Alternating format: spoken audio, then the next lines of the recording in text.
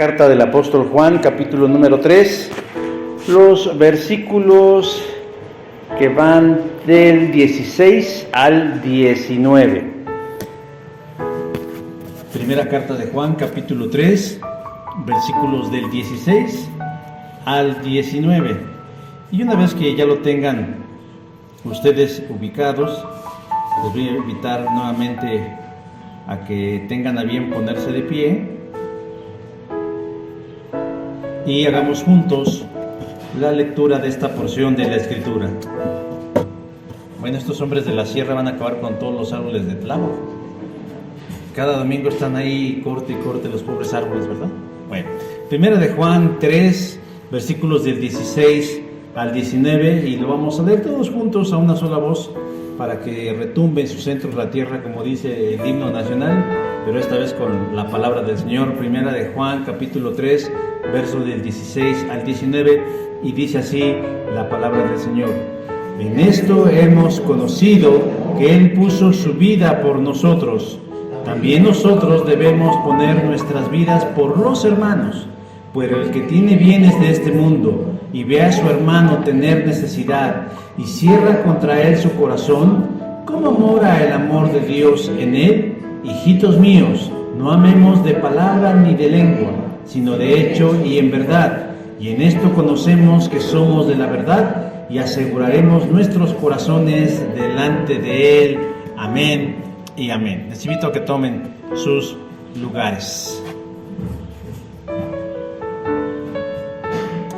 Recientemente he notado algo que me parece confuso e incongruente, y esto tiene que ver con una disparidad entre lo que se dice y entre lo que se hace.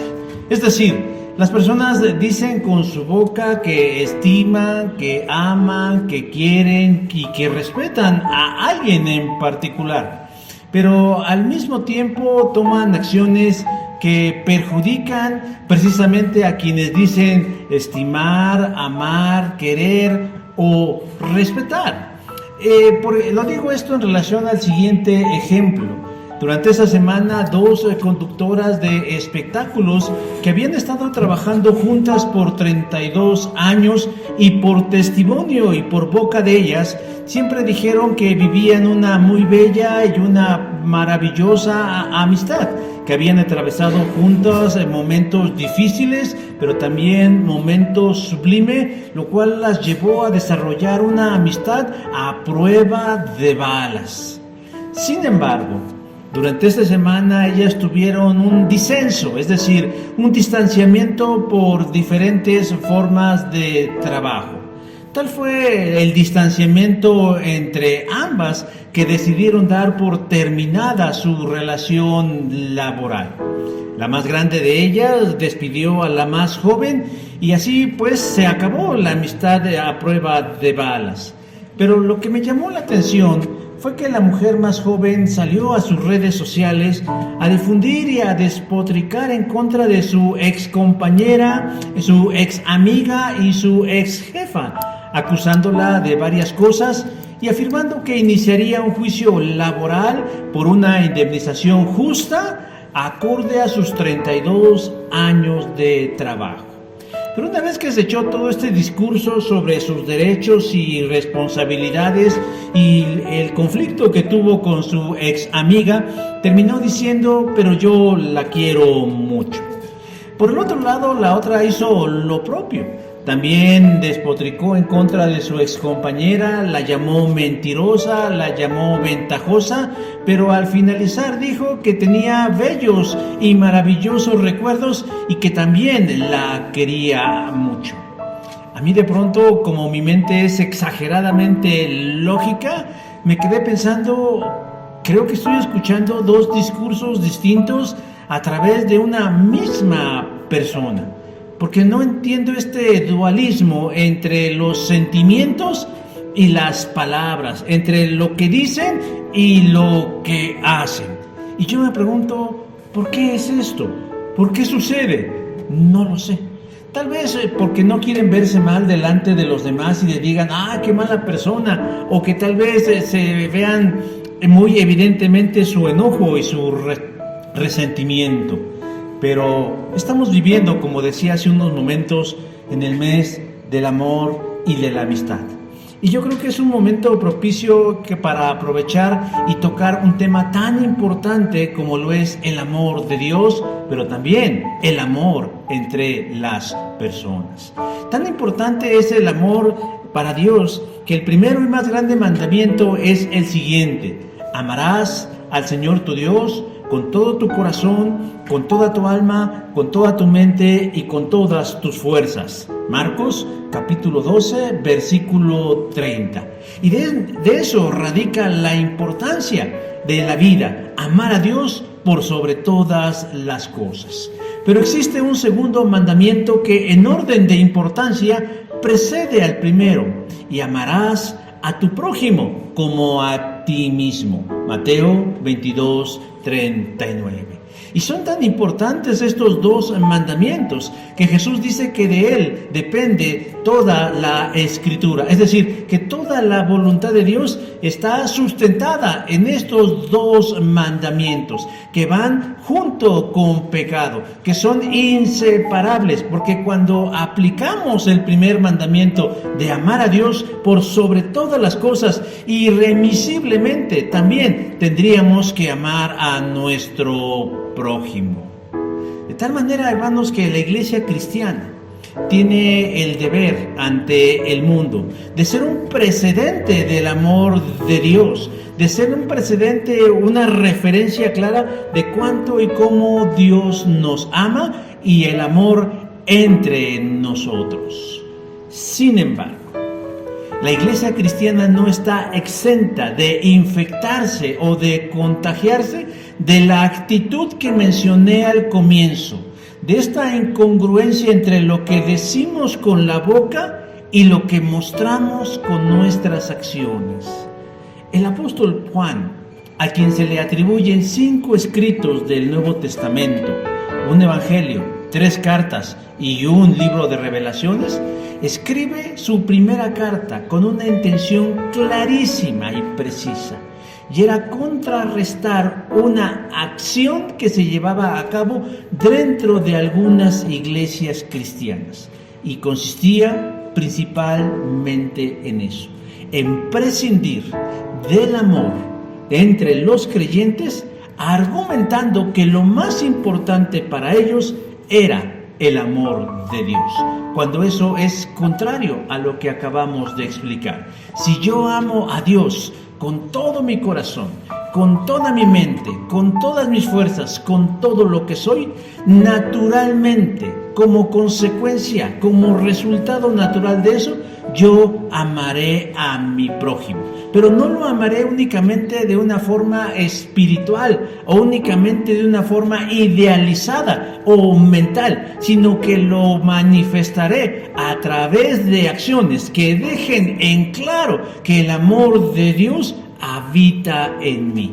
Juan escribió esta carta para advertir a los creyentes de ese tiempo y de este tiempo que está mal que nosotros sobreespiritualicemos el amor a Dios y dejemos de lado a nuestro prójimo, que prescindamos del amor a la gente que tanto lo necesita. En la carta de Juan es una medicina preventiva para un mal que ya circulaba entre las iglesias de Asia en el primer siglo y que se originaron por un hombre llamado Cerinto, que consistía básicamente en decirle: lo más importante para ti es amar a Dios y olvidarte de tu prójimo. Y hermanos, pareciera que no, pero esa falsa enseñanza ha llegado hasta el siglo XXI y está permeando en la sociedad. Bueno, y si permea en la sociedad, pues no es que no debiera importarnos tanto, pero es esperado que así suceda. Pero si sucede entre las personas de la iglesia, eso es verdaderamente grave. Por eso hoy, hermanos, yo les quiero animar a que juntos le hagamos 3 preguntas al pasaje en relación a cómo debemos amarnos entre nosotros. ¿Cómo es que nosotros debemos iniciarnos en un proceso de aprendizaje? Porque no está en nosotros amar así, de una manera generosa, de una manera libre, de una manera incondicional, y sobre todo de una manera real, tangible, palpable, visible, evidente entre nosotros. Así pues, hermanos, la primera pregunta que le haremos al pasaje es la siguiente: ¿por qué no sabemos amar como Dios manda, no? Y el verso 12 del capítulo 3 nos da la respuesta. Dice: no como Caín, que era del maligno y mató a su hermano. Decía hace un rato que Juan no escribió esta carta para una iglesia en específico, como por ejemplo Pablo. Pablo escribía, por ejemplo, a los Corintios. Pablo escribía, por ejemplo, a los Gálatas. Pablo escribía, por ejemplo, a los de Éfeso. Pablo escribía a los Colosenses. Pablo escribía a los de Filipos. O sea, eran cartas que tenían un propósito y un destinatario en específico. La carta de Juan no es específica a una iglesia en particular, pero tampoco es considerada una carta universal, como en el caso de las cartas del apóstol Pedro. No obstante, sí llevaban un énfasis particular, y era contrarrestar las enseñanzas gnósticas de un hombre llamado Cerinto, un hereje del siglo I que difundía sus falsas enseñanzas entre los cristianos. No se metía a las iglesias a enseñar, sino que en la cotidianidad él se encargaba de difundir su falso mensaje.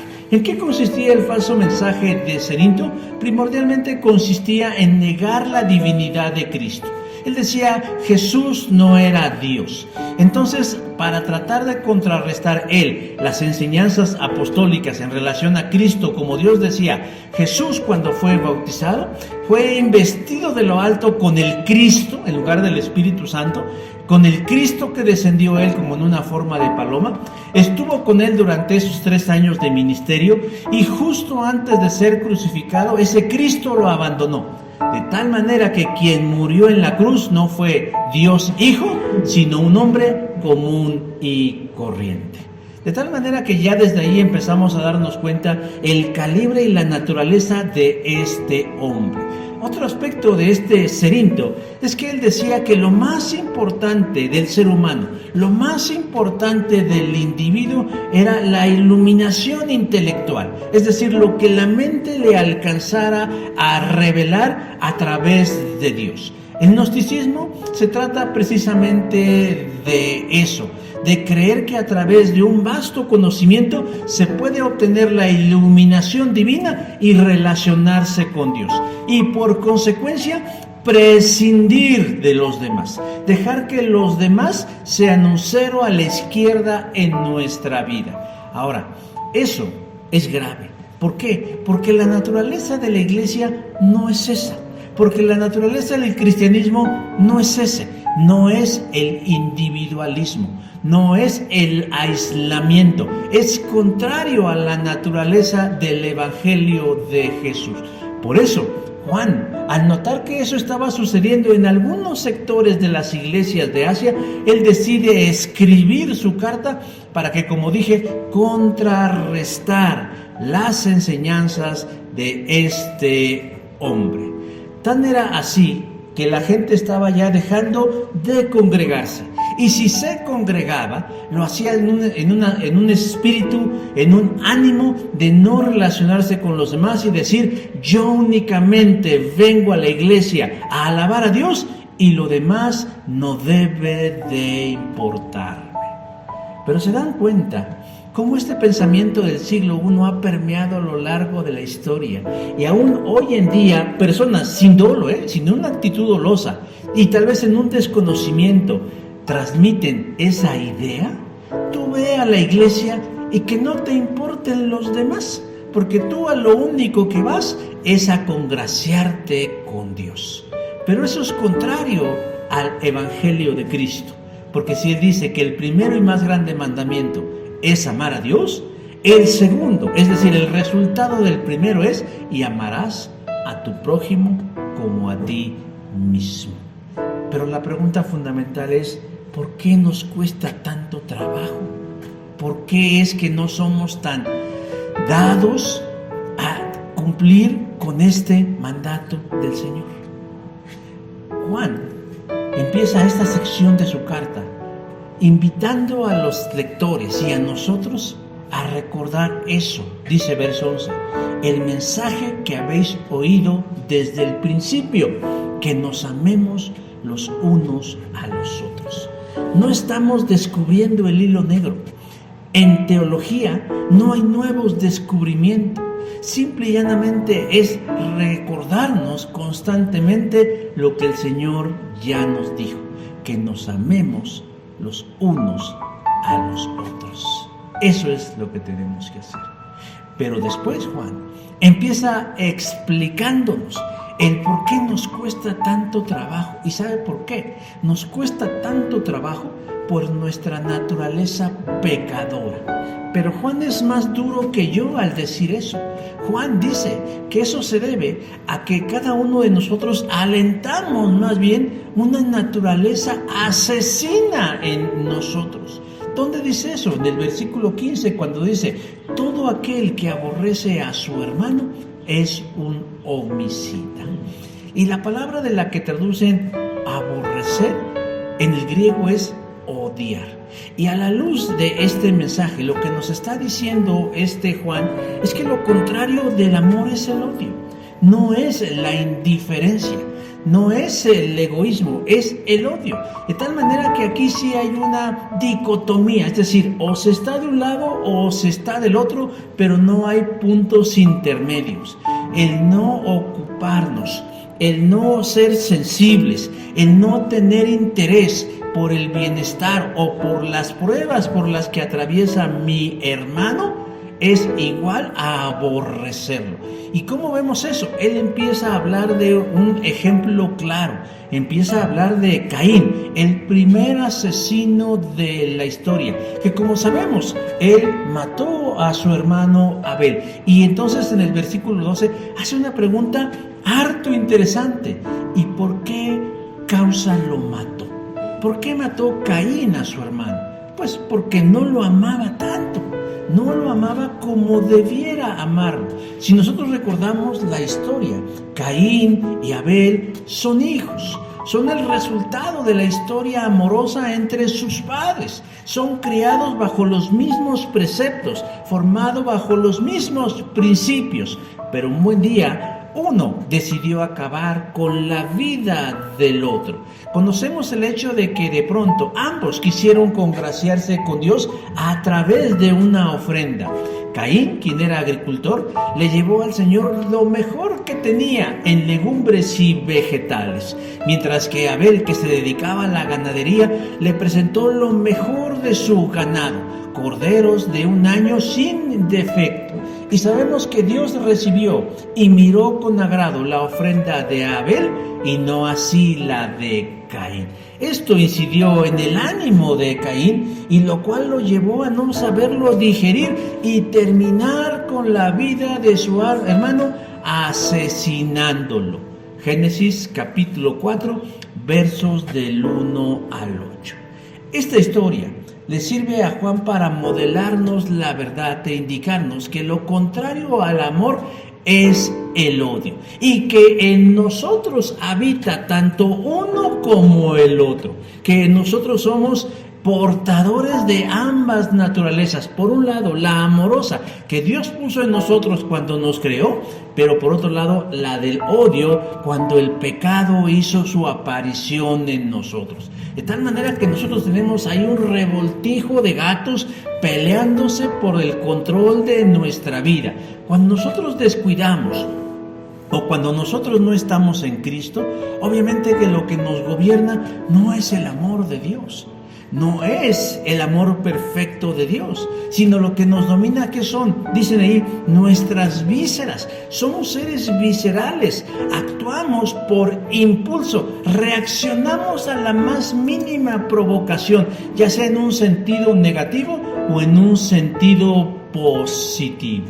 Pero Jesús diría algo parecido también cuando dice, cualquiera que se enoje contra su hermano será culpable de juicio, y cualquiera que diga necio a su hermano será culpable ante el concilio, y cualquiera que le diga fatuo quedará expuesto al infierno de fuego. Mateo 5:22. Cuán importante es para el Señor que nosotros nos amemos, al punto de decir que quien se enoja contra su hermano cae en una condición de juicio. Quien le dice necio a su hermano es culpable ante el concilio. Por cierto, la palabra necio de la que se traduce es la palabra griega, déjenme decir cómo es la palabra griega, se me pegó, la palabra griega que es raká, que significa insulto u ofensa. Y la palabra de la que tradujeron fatuo significa necio o estúpido. Pero la verdad decimos, caray, yo conozco palabras más feas que esas. Y el Señor Jesús no las refiere como algo grave, porque la reprensión de Jesús o el señalamiento de Cristo va más allá de palabras en específico. Si nosotros leemos la versión de la palabra de Dios para todos, nos dejará más en claro cuál es la idea que el Señor Jesús quería transmitirnos. Dice, el que insulte a alguien, en este caso a su hermano, tiene que responder ante el consejo.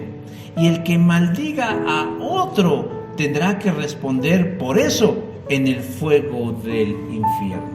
O sea, el Señor Jesús ve como una falta grave, no que de pronto nos podamos decir, este hermanito es muy necio, ya me cayó la maldición del cielo, no, sino cuando nosotros hacemos objeto de insulto, de ofensa, de denuesto a nuestros hermanos en la fe, a nuestro prójimo, cuando lo maldecimos, cuando le deseamos un mal. Yo le platicaba el otro día a mi esposa, que cuando yo vivía con mis padres cuando era niño, y ellos nos decían que no nos dijéramos palabras feas, groserías, era curioso, ellos a veces llegaban a decir una que otra, ellos no eran muy mal hablados, pero de pronto se salía una que otra por ahí, pero a ellos no les gustaba que nosotros dijéramos malas palabras en casa. No podíamos utilizar expresiones ofensivas en nuestra casa, pero había una en específico, que esa sí nos llevaba una gran reprimenda por parte de mi madre. No podíamos decirnos malditos, no podíamos decirlo, porque mi mamá decía, eso no es una ofensa, esa es una atadura. Estás maldiciendo a tu hermano para que le vaya mal. O sea, no estoy diciendo que podríamos decirle otra palabra fea, pero a lo que voy es que muchas veces nosotros no alcanzamos a discernir de veras el impacto de lo que podemos decir, y de pronto podemos dañar a otras personas. Pero para Jesús, cuando nosotros hacemos eso, lo único que estamos haciendo es demostrar que no amamos a nuestro prójimo, sino al contrario, que lo estamos odiando, que odiamos. O sea, lo contrario para Jesús al amor, decía yo, no es la indiferencia, es el odio. Si yo no amo a mi hermano, a mi prójimo, a mi semejante, lo que estoy haciendo es odiarlo. ¿Por qué? Porque habita en mí esa naturaleza, como en el caso de Caín, porque está en mis genes, porque está en mi naturaleza, en mi personalidad pecadora. Y si yo descuido mi relación con Dios, por consecuencia voy a descuidar mi relación con los hermanos. Así pues que cuando nosotros nos empezamos a sentir que los hermanos en la fe y en el café no son odiosos, más bien tendríamos que empezar a revisar nuestra propia relación con Dios en lugar de tratar de revisar a los demás, porque entonces es seguro que yo esté mal con Dios. ¿Por qué no podemos amar como Dios manda? Porque le damos cabida a nuestra naturaleza, como dice Juan, asesina. Una naturaleza que es capaz incluso de matar a su prójimo en aras de ser indiferentes. Pero la segunda pregunta que le hacemos al pasaje es, ya sabemos que en nosotros de manera natural no está el amarnos como debiéramos o como Dios manda. ¿Cómo podemos llegar a amarnos? ¿Cómo podemos llegar a conocer ese amor del cual Dios espera que nosotros tengamos? Verso 16 dice, en esto hemos conocido el amor, en que Él puso su vida por nosotros. Dios nos creó a su imagen y semejanza, según Génesis 1:26. ¿Y lo hizo por qué? Pues porque nos ama. Y precisamente una de las características que Él puso en nosotros fue el amor. El amor. Él lo puso en nosotros. Pero a raíz de la entrada del pecado, muchas de esas virtudes, entre ellas el pecado, se corrompió, quedando en una condición de depravación total. De tal manera que el amor que yo puedo sentir o expresar, cuando soy una persona natural, está defectuoso, tiene limitaciones, no es perfecto y es condicionado. Los griegos dicen que existen 4 tipos de amor: el amor filial, el amor eros, el amor estorge y el amor ágape, que es el amor de Dios. Cuando nosotros andamos sin Cristo o cuando andamos alejados de Cristo, esos 3 tipos de amor que poseemos se manifiestan en nuestra vida, como por ejemplo el amor filial, que es el amor que sentimos por los nuestros, por nuestra familia, por mis padres, por mis hermanos, por mis hijos, por mis primos, por mis abuelos, por mis sobrinos, por mis nietos. Ese es el amor filial. Pero tenemos que reconocer que no es un amor perfecto, porque hay casos de hijos que desobedecen a los padres, o de padres que no quieren a sus hijos, o de abuelos que no quieren a sus nietos, o de primos que no se estiman y no se aprecian, aun cuando nos dicen que tenemos que hacerlo. El otro tipo de amor que nosotros encontramos es el tipo de amor eros. Es el amor pasional, es el amor de la pareja, es el amor que los poetas han idealizado diciendo que es de los más sublimes que existen.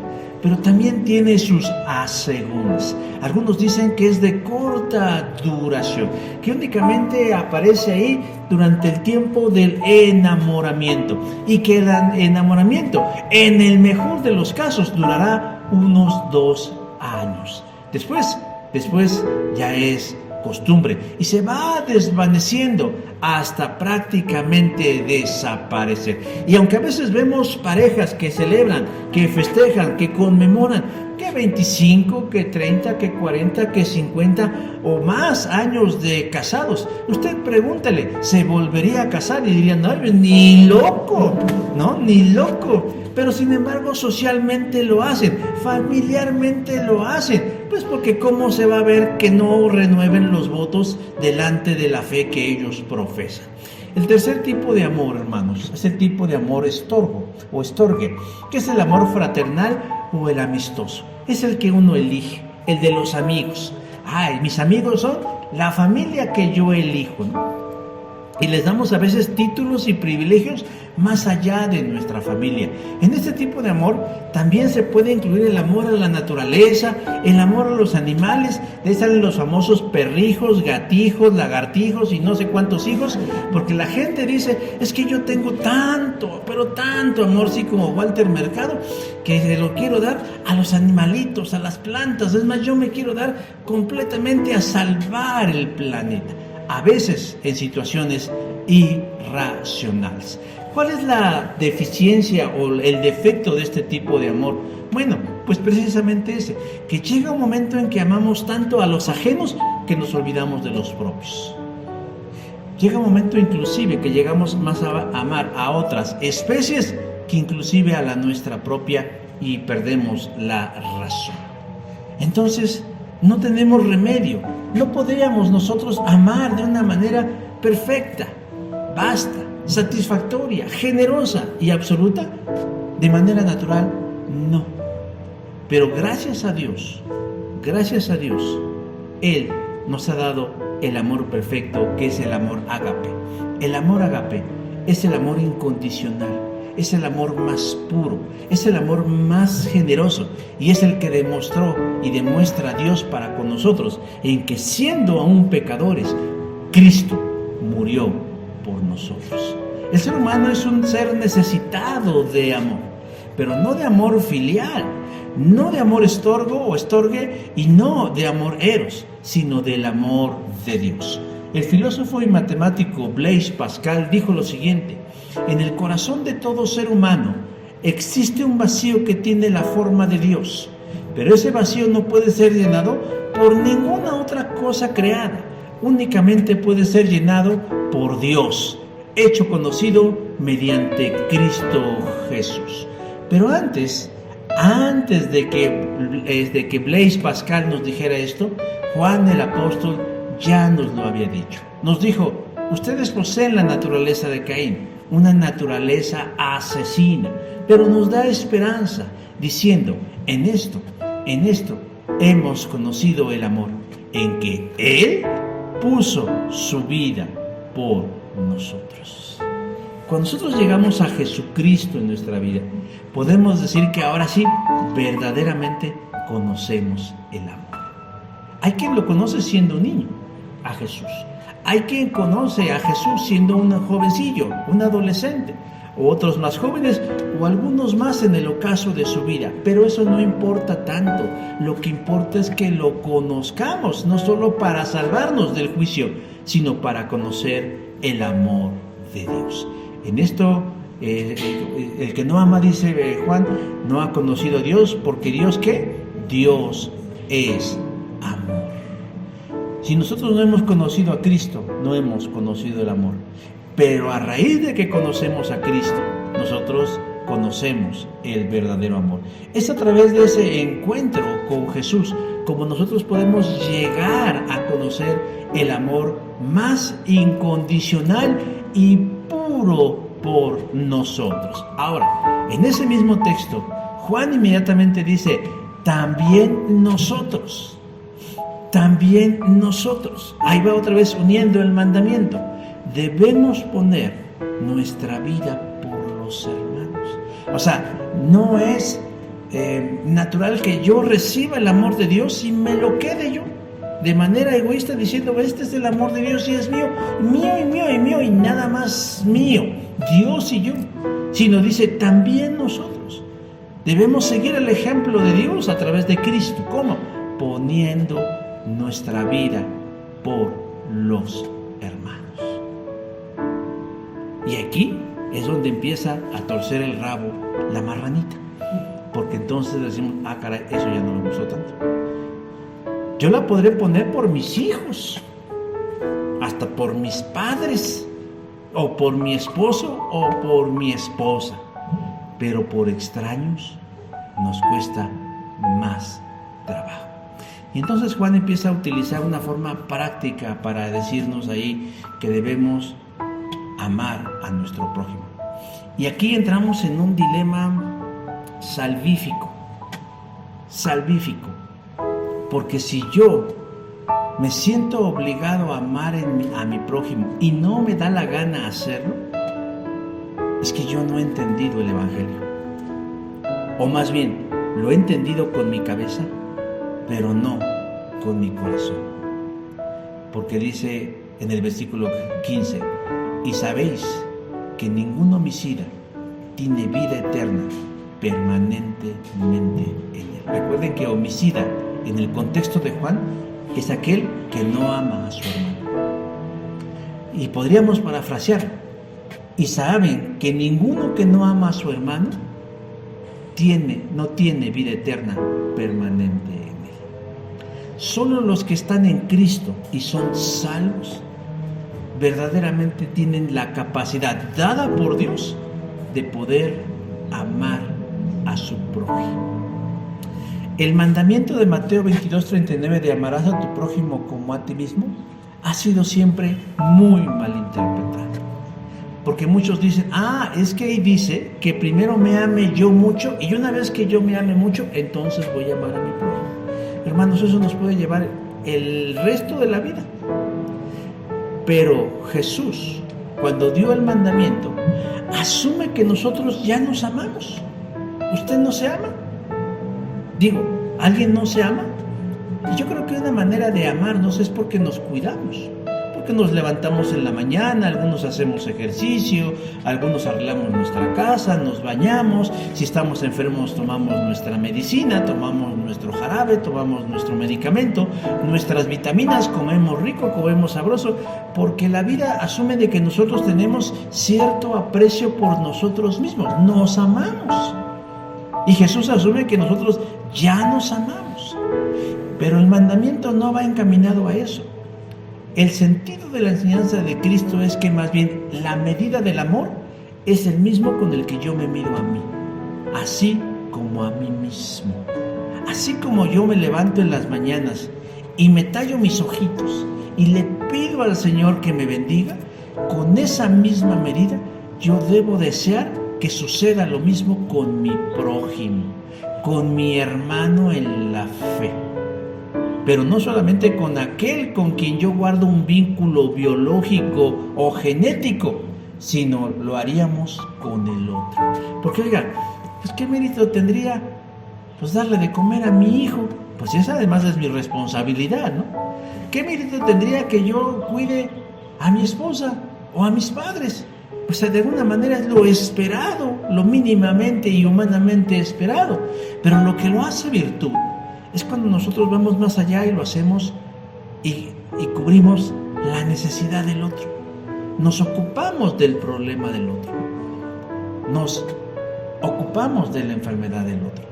Le damos de comer al hijo de otro, la pobreza del otro, la tristeza del otro, con quien no tengo un vínculo más que el puro vínculo de saber que es mi prójimo, mi semejante. Y si estamos en la fe, más. Solo cuando estamos en Cristo, hermanos y hermanas, es posible que nosotros amemos, de esta manera. Ahora, ¿cuál es la tercera pregunta que le hagamos al pasaje? ¿Cómo puedo saber que estoy amando bien? ¿Cómo puedo saber que lo que estoy haciendo en el amor está bien hecho? Versículo 18 dice, no amemos de palabra ni de lengua, sino de hecho y de verdad. Cerinto creía y enseñaba que lo único que valía en esta vida era lo espiritual y que había que procurarlo, y que eso solamente se hacía mediante la iluminación que da el conocimiento para llegar a una comunión con Dios. Es decir, me aíslo de la sociedad. Hoy también como que hay apología del aislamiento. No, yo no aguanto a las personas. Salgo a la calle porque es absolutamente necesario. Yo sé que es difícil, pero llega un momento en donde ya no queremos interactuar con nadie. Ya estamos por default, ya descalificamos a los demás. Y no nos damos cuenta que ese es un pensamiento que surgió en el siglo I de un hombre que decía, lo mejor es estar tú y Dios solito. Pero dentro de la naturaleza de la iglesia y del evangelio no está bien. Debemos tener comunión los unos con los otros. ¿Qué dice el Salmo 133? Cuán bueno y cuán maravilloso es estar los hermanos juntos y en armonía.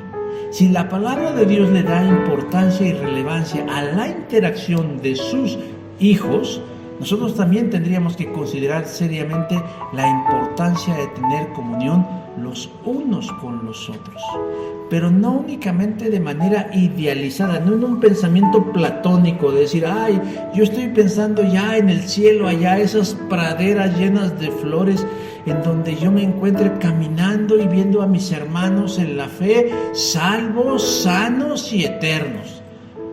Está bien como un ejercicio mental y espiritual, pero el Señor quiere que lo llevemos a otro punto, que lo llevemos a un punto de lo tangible, de lo visible, de lo evidenciable en esta tierra. Por eso Juan quiere contrarrestar esas falsas enseñanzas, dando una verdad innegable, que la evidencia de nuestra salvación y de nuestra espiritualidad no únicamente descansa en lo que tengamos en la cabezota, sino la manifestación del amor a otros como consecuencia de estar bien con Dios. ¿Sabe usted cuál es el termómetro de nuestra fe? Los hermanos. Esos son los termómetros de nuestra fe.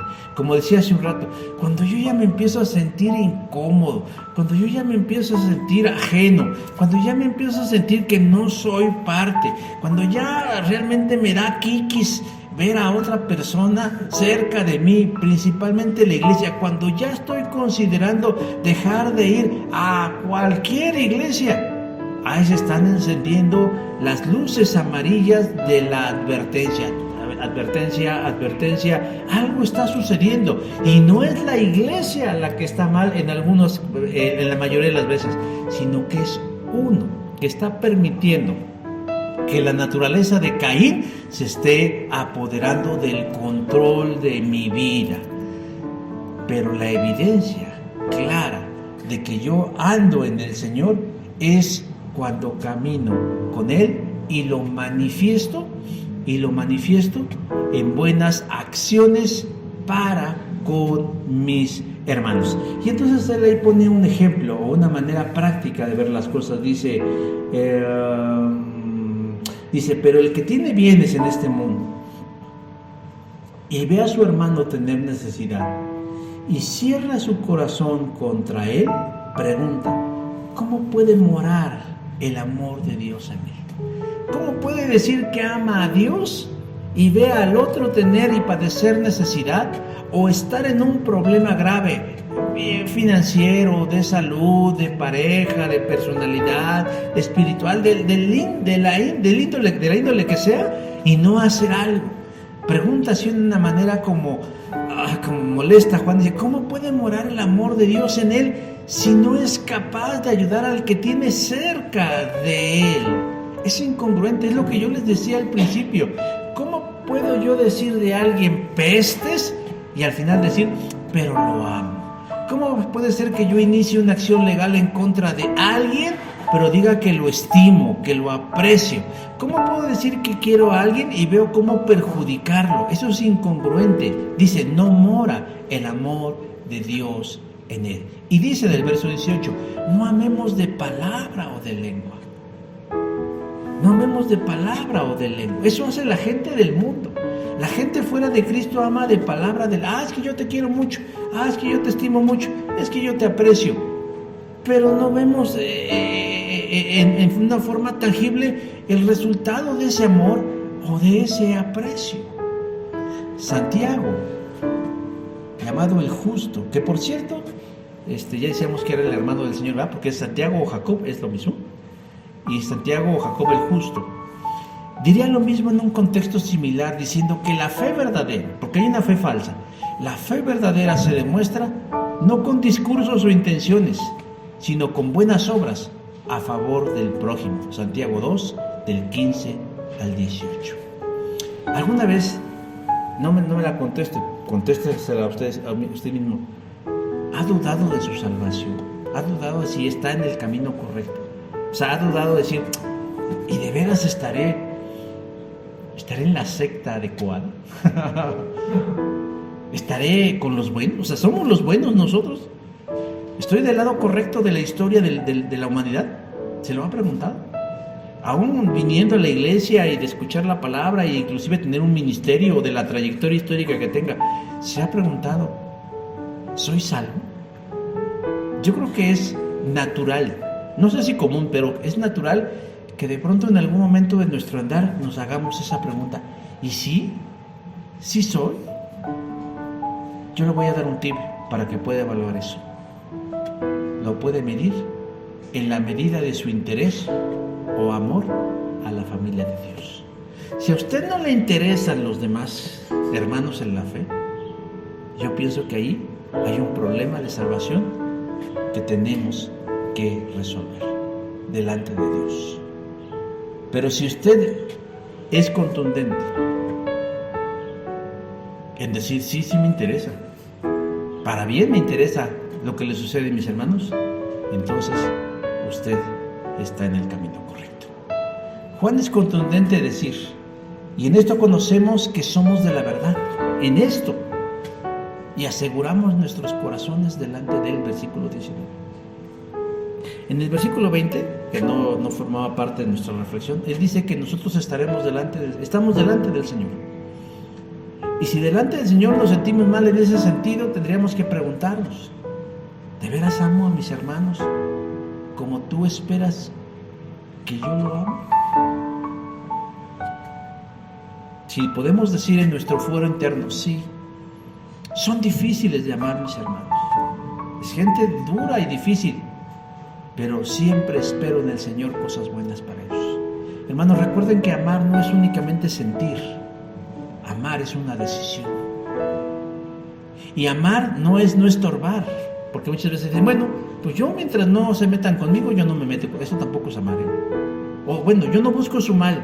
No, eso tampoco es amar. Amar es hacer el bien a tu prójimo, es hacerle bien a tu hermano. Eso es amar. Esas son acciones. Es cuando dice, no amen de palabras, sino en espíritu. Háganlo no solo de palabra, sino háganlo en hechos y de verdad, con acciones. Las redes sociales han sido un fenómeno que han cambiado la manera en que interactuamos con el mundo. Algunos dicen que es una entelequia, ¿no? Pero bueno, una entelequia es algo que no existe, pero que sabemos que ahí está. Puede ser una herramienta extraordinaria cuando se utiliza de una manera sabia e inteligente, pero también podemos utilizar las redes sociales de forma insensata y perjudicial para el reino de Dios.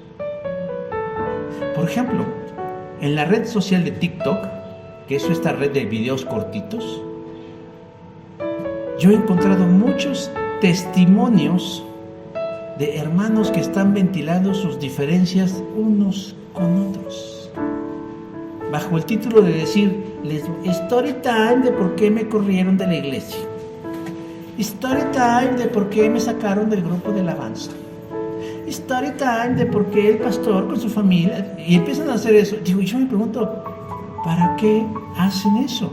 ¿Cuál es la finalidad de exhibir delante del mundo diferencias que podrían dirimir dentro de ellas, cuando Cristo nos dio, aunque ese es otro tema, Cristo nos dio una metodología extraordinaria y súper eficiente para arreglar nuestras diferencias entre nosotros? Y en ninguna parte de esa metodología Jesús dijo, y pónganse un teléfono enfrente de ustedes y grábense y díganle al mundo, porque ustedes no saben el alcance que puede tener este video, de cómo un creyente exhibe, humilla, denuestra, injuria a otro sin darse cuenta que hace de la iglesia de Cristo escarnio y burla para los incrédulos y para el diablo, en el afán de su propia justicia, diciendo, es que me corrieron del grupo de alabanza. Hoy estaba viendo precisamente uno así, les voy a decir por qué la corrieron. Pues me fui un mes y no se aguantaron que yo no fuera un mes a la iglesia. Oiga, esto no es fila de las tortillas. ¿Dejó usted su lugar apartado? No les dije que me iba a ir un mes. No me comuniqué con nadie un mes, pero cuando llegué me dijeron que ya no podía cantar. ¿Yo por qué me tengo que estar enterando de estas cosas? ¿Ustedes por qué se tienen que estar enterando de esas cosas? Y pero, ¿por qué el mundo sin Cristo se tiene que estar enterando de esas cosas? ¿Es acaso el Espíritu de Cristo el que debemos hacer esas diferencias? Pero terminan diciendo, pero yo amo a mi iglesia. No, bueno, pues con estos amantes de la iglesia, ¿para qué quiere uno enemigos si los tiene uno dentro de la casa? Hermanos, amar no es únicamente sentir. Amar no es únicamente a Dios. Si somos y estamos en Cristo, en verdad en Cristo, en nosotros, como dice Pablo en Filipenses, se produce el querer como el hacer por su buena voluntad, amar al hermano y procurar su bienestar y dejar de lado estas diferencias tan graves y tan difíciles. Cuando yo era niño, no hace mucho, yo tenía un compañerito que decía que yo era su mejor amigo. Me decía, tú eres mi mejor amigo. Se llama porque te vive. No les voy a decir su nombre, no. Me decía, tú eres mi mejor amigo. Tendríamos tal vez como 8 o 9 años. Y un día llegó así, sin más ni más, y me mordió en mi hombro. Llegó, yo no sé si ese día había comido mucho azúcar o le dieron chocolate, pero llegó tan contento que me agarró así y me mordió, y obviamente me dolió, oiga. Me dolió porque me mordió en mi hombro. Yo empecé a llorar porque no cree usted que nada más, no, me mordió. Me dejó marcados sus dientes de burro cacahuacitla y me dejó sus dientes. Obviamente, al estar llorando, la profesora me preguntó que por qué lloraba. Yo le dije, es que él me mordió. Obviamente lo castigaron por haberme mordido. Y eso dio por terminada nuestra amistad. Pero lo curioso del caso es que cada vez que este niño tenía la oportunidad y nos encontrábamos en diferentes momentos, les decía: él es mi peor amigo. Él es mi peor, así con esa, así, él es mi peor amigo, él es mi peor amigo. Nunca decía porque era yo su peor amigo. Pero en mi cabecita infantil, que ya desde entonces era lógica, decía: pues si soy tu peor, no soy tu amigo. Es una incongruencia, no puedo ser tu amigo. Si soy lo peor para tu vida, no puedo ser tu amigo. Hermanos, no podemos ser así de incongruentes por la vida, decir que amamos a Dios y no amamos al prójimo. O viceversa, decir que amamos al prójimo y no amamos a Dios. ¿Y sabe por qué pasa esto? Porque no sabemos amar. Por eso es necesario e imprescindible que aprendamos a amar.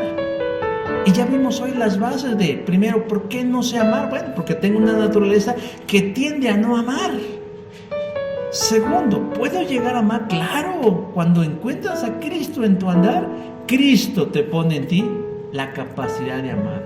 Y tercero, la evidencia de que amas bien es cuando tienes interés por el bienestar de tu prójimo, del otro, y no solo del que tienes cerca o que es tuyo, sino cuando es alguien con el que no tienes un vínculo biológico o de herencia o de apellido.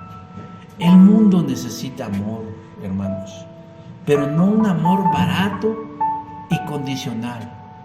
No va a encontrar ese amor si nosotros nos movemos bajo la dinámica del amor que maneja el mundo.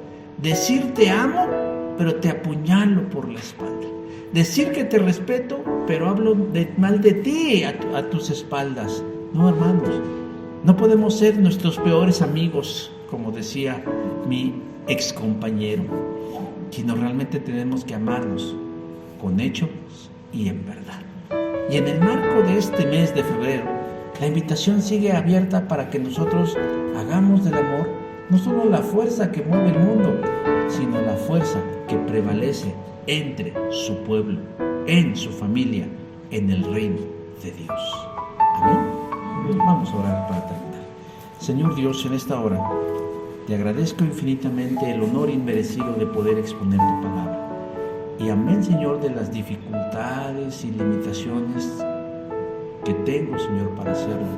Yo lo que te ruego, Padre del cielo y de la tierra, es que tú seas quien siembre en cada mente y en cada corazón tu verdad y tu amor. Y que nos conduzcas así, amorosamente, Padre, por ese sendero de verdad y de claridad en nuestra vida. Ayúdanos, Señor, cada día a permitir que el amor de Cristo gobierne, reine, domine, controle, maneje nuestra vida, para amar a los nuestros, a nuestros hijos, a nuestras esposas, a nuestros amigos, a nuestros vecinos. Inclusive, Señor, no tener sentimientos adversos o animadversión en contra de aquellos que no nos aman y que no nos quieren. Hoy no tocamos ese punto, Señor, pero tú a veces nos llevas a ese gran desafío de inclusive amar a quienes no nos aman, a quienes abierta y tajantemente se pueden declarar como nuestros adversarios y que pueden ser nuestra oposición. Bendícenos, pues, Señor, en este día, en este mes, con el tema del amor, pero sobre todo con el amor en nuestras vidas. Te lo pido, Señor, en el nombre de Jesucristo. Amén.